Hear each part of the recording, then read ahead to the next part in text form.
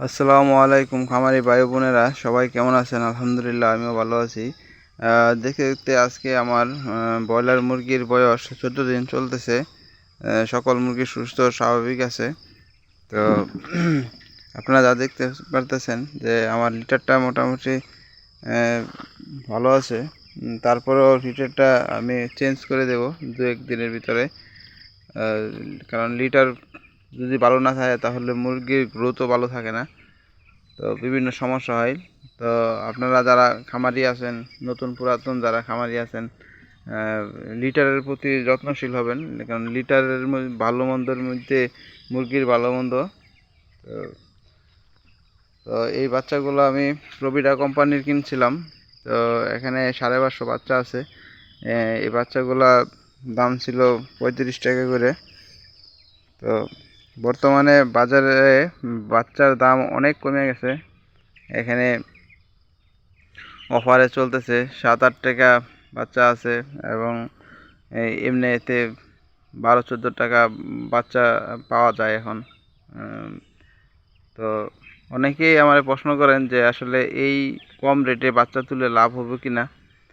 তো আমি মনে করি যে অবশ্যই লাভ হবে। যদি আপনাদের কোনো শেড থাকে, রেডি শেড থাকে, তাহলে এই অল্প প্রাইজে উড়াইতে পারেন। ফিটের দাম ফিটের দামটা একটু বেশি। তো যারা নতুন এই নগদ টাকায় ফিট খাওয়ান, তারা 3200 থেকে 3300 টাকার ভিতরে ফিটের বস্তা পাবেন। আর যারা বাকিতে আদার খাওয়ান, তাদের খাবারের দামটা একটু বেশি হইব, 3400-3500 টাকা হবে। তো সুতরাং নগদ খাওয়াইলেই মনে করি ভালো।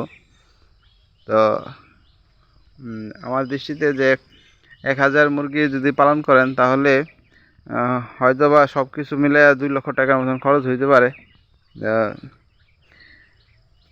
তো যদি এই 120 টাকা করেও বিক্রি করেন, তাহলেও লাভ থাকবে বলে আমি মনে করি। তো যারা চিন্তা ভাবনা করতেছেন যে এই কম দামে বাচ্চা উঠাইয়া লাভ করতে পারবো কিনা, তো আপনারা আপনাদের আশেপাশে যারা খামারি আছে তাদের সাথে আলোচনা করেন। তো আমি মনে করি যে কম প্রাইজে বাচ্চা নিলে ইনভেস্টমেন্ট কম লাগবে, এবং ইনভেস্টমেন্ট যদি কম থাকে তাহলে বাচ্চা উৎপাদন, মুরগি উৎপাদন খরচও কমে যাব। তো উৎপাদন খরচ কমে গেলে বিক্রয় মূল্য কম থাকলেও সমস্যা হইব না।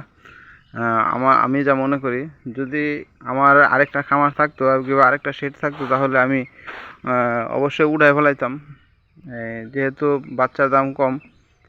কারণ একবার চিন্তা করেন যে যেই বাচ্চাটা আমি 35 টাকা করে কিনে নিয়েছি, সেই বাচ্চাটা এখন 14-15 টাকায় পাওয়া যাচ্ছে। তার মানে কতটুকু সেভ হইতেছে।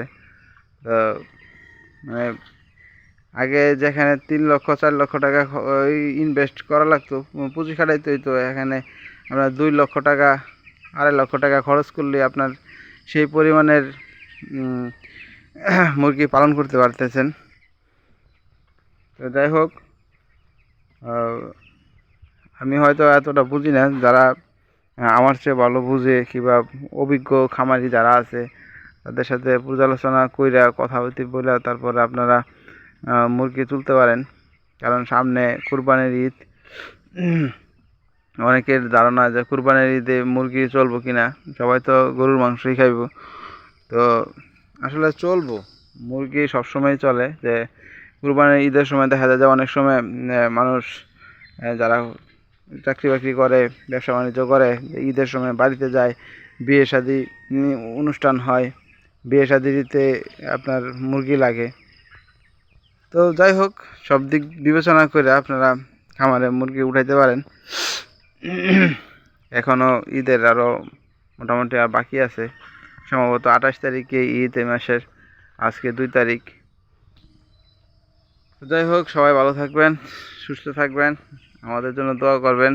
আমাদের এই যে মুরগিগুলা